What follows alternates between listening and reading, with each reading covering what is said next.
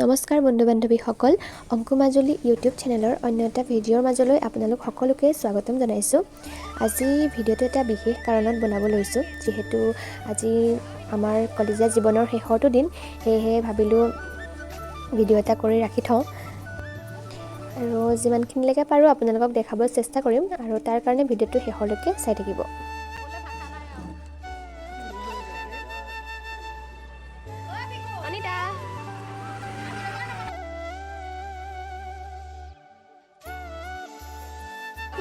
Kuasile Onamika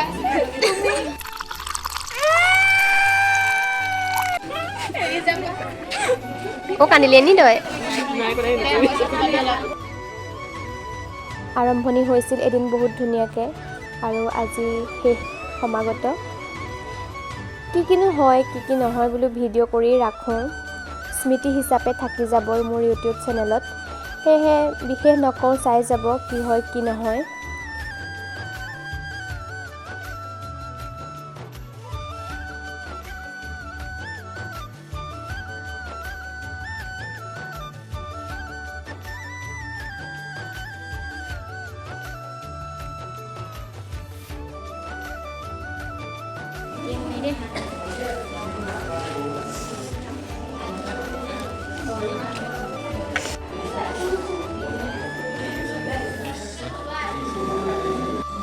আৰু কম ৰাখিলে ন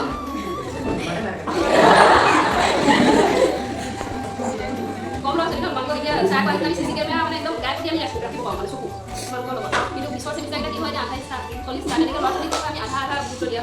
কিছুমানৰ এতিয়া আছে মই এতিয়া কিছুমানৰ নাম মনতে থকাগে নাই, কাৰণ ক্লাছো ৰেগুলাৰ হয় আৰু ইমানখিনি নাম লাহেকৈ মনত থাকিবগৈ। এতিয়া তেওঁৰ কাৰণে নাম মনত থাকিয়ে গৈছিলে। তোমালোকৰ ফেচাৰ্ছ মই পাইছোঁ ন তোমালোকৰ ফেচাৰ্ছো পাইছোঁ, তোমালোকৰ এতিয়া ফেয়াৰৱেল পাইছোঁ। সেই যাত্ৰাটো মাজুলী প্ৰথম বিদ্যালয়ৰ যাত্ৰাটো কিছুমানে হায়াৰ ছেকেণ্ডেৰীত পঢ়ি আছে, সামৰণি কৰিছে।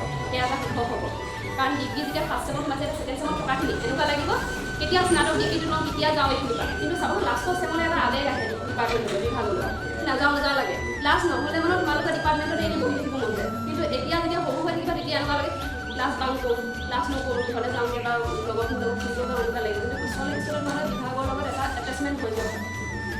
কিন্তু এতিয়া আমাৰ ল'ৰা ছোৱালীখিনি সেইকাৰণে কান্দিছে, কাৰণ বিভাগটো এৰি থৈ যোৱাটো এটা দুখৰ এখন ঘৰ এৰি থৈ যোৱা হয়নে।